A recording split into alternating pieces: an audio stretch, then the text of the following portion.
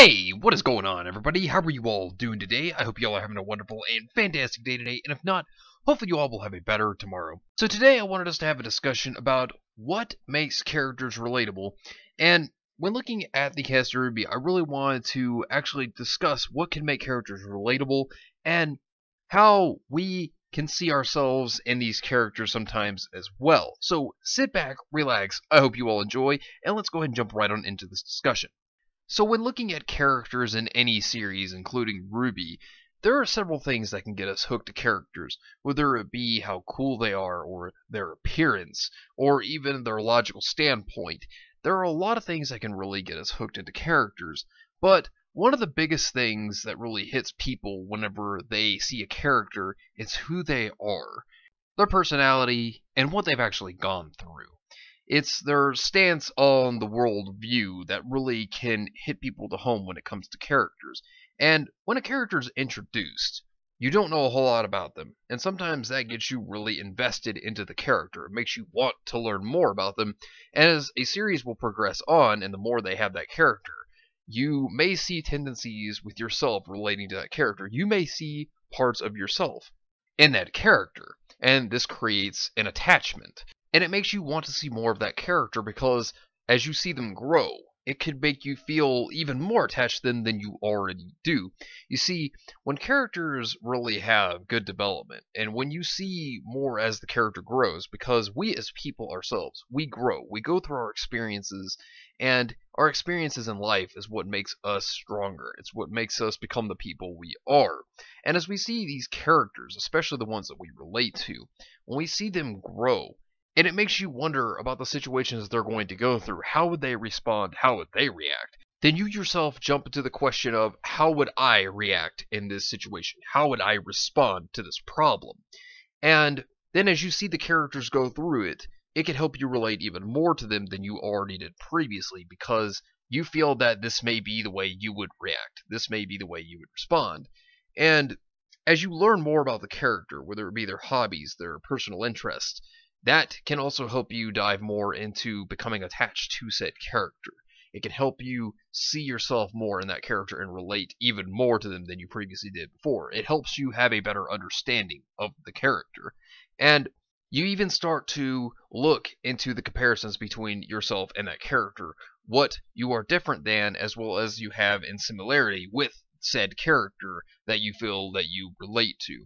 And another thing that can bring you closer is their personal situations, because each character goes through their own personal problems, whether it be an abusive family, whether it be loneliness, whether it be that of loss, or trying to overcome your own personal demons. You then start to see more of yourself in that character.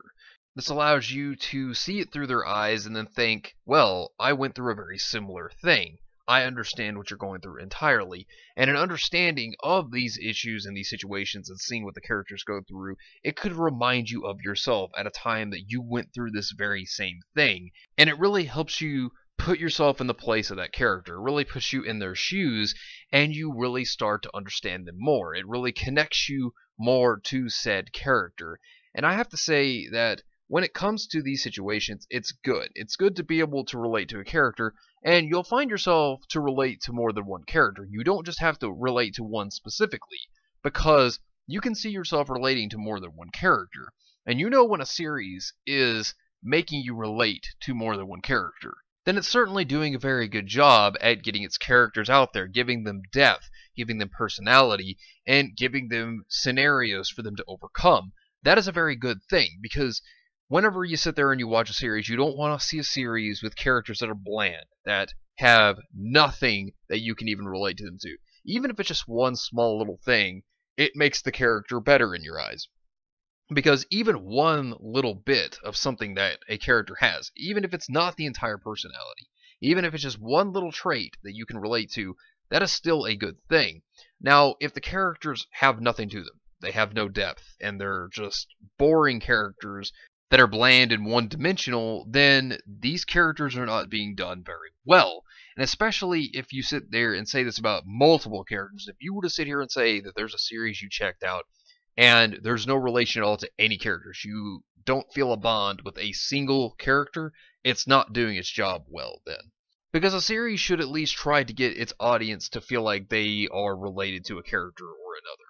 And one big way that creators themselves work on their own series, that they sometimes will implement characters to be more relatable, what they will do is sometimes they will even put their own life morals into their own characters, their own morality or their points of view in that aspect. They will put them into their own characters, and this can make characters more relatable as well. And that's not a bad thing to really do. And sometimes what they'll even do is they will even put these characters to question their own beliefs, their own morals, which can allow people to really understand them even more at this point. And they put them through these situations that can be very tough and difficult, and can make people even question in multiple different ways of the character that's at hand that is going through these issues. And that is a good thing when the author does this. And it's not bad to really put in your own ideas or to put in your own beliefs and morality into characters. That's not a bad thing to really do, because it can also challenge its own audience, and that's not necessarily a bad thing. And sometimes even the character will take a turn that you would not expect, and at that point it may still be relatable to people. It still may be able to help them understand the character themselves and why they chose this path, what made them choose this in the first place. And a lot of times people will even go into trying to study characters to understand them better, to maybe connect with them more than they may have already. And I want to really bring this up. I myself relate to some of the characters of RWBY in several different ways. And for example, RWBY herself, I relate to volumes 1 through 3 RWBY in multiple ways. And the reason why I say this is because I had social awkwardness growing up. I was somebody who was very socially awkward. I had a hard time even trying to talk to people, and I even had events in my life that caused this. And I had anxiety that I dealt with. And, it helped me relate to RWBY because RWBY is somebody who wanted to make friends, but had a hard time with it because of her social awkwardness. And she was also a weapons geek. I can relate to that because I myself have had my nerdy tendencies as well. And if I had to say, it really helped me connect with RWBY more. And one thing that can make you relate to a character more is when they have a goal or a desire, an ambition that they're working towards. RWBY herself wants to be a huntress. Now, it hasn't been challenged yet, which I would like to see this goal be challenged, but it's good to see that a character has a goal, because this makes you relate to their goal as well. This makes you think, well, I have one of those too, and I'm working as hard as I can to make mine become a reality. And when you see this out of a character trying to work as hard as they can to make their goal, their dream, a reality, that is something that you can really connect with as well, because people have those. Everybody has something they want to be or become in the future, or work harder at. Even if they've already achieved their goal, they want to be better at it. And as we see these characters work through trying to make their goals a reality, they try to improve upon themselves too, because they learn that they are inexperienced in certain areas. And as you grow older, and as you go through the experiences in life that you do, in the situations, you will become wiser in multiple areas, whether it be your job, whether it be your own personal experiences. You will become wiser. And as we see these characters grow and mature, we start to understand them more, and we understand what they want, because sometimes even goals can change for people, and this can happen for characters as well.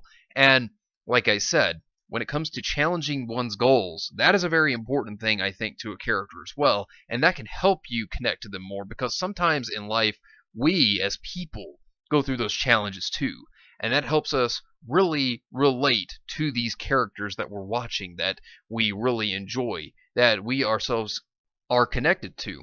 And this really is something that's hit home to me when it comes to RWBY, that in volumes 1 through 3, I really related to her. I really enjoyed her. And of course, volumes 4 and 5, I feel that she's become a bit more bland, in my opinion, which has not been as relatable as volumes 1 through 3. But a character I really relate to, and I've talked about this before, so I'm just going to touch up on this a little bit, is Weiss. And just like with RWBY, I understand RWBY's social awkwardness, but at the same time, like with Weiss, I was lonely. I was a very lonely person, and growing up, I felt like I had to do everything myself. I felt like I have had to push myself to the best of my own abilities without any support from others or any help. And without really feeling like you have the support you actually do need in life, it can be hard for you. And so you're afraid that because of some of the things that have happened around you, some of the situations you've gone through, you fear that you can't trust other people. So you close yourself off.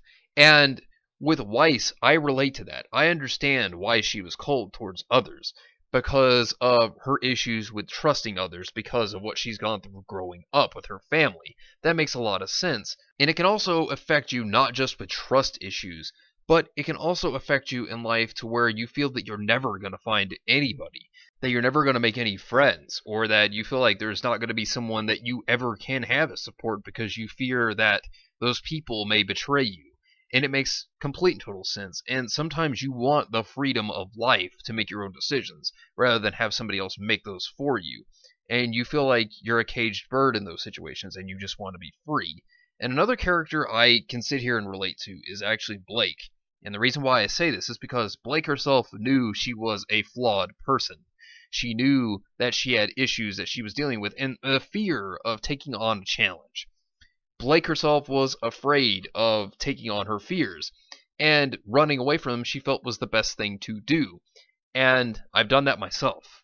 I think a lot of people can sit here and say that they have been afraid of certain things that has been their fear, and they've run away from it rather than challenge it face on because they felt that that was the best way for themselves to make it through that. It's because sometimes in life, when we have a fear, we feel that we can't challenge it. We feel that even if we do, we won't win because it is something that we fear may conquer us in the end. And if you look at Blake, she had that problem. She was afraid to rely upon others because she was afraid that they would just get hurt, that she would only lead them to more pain, and she ran away trying to protect them.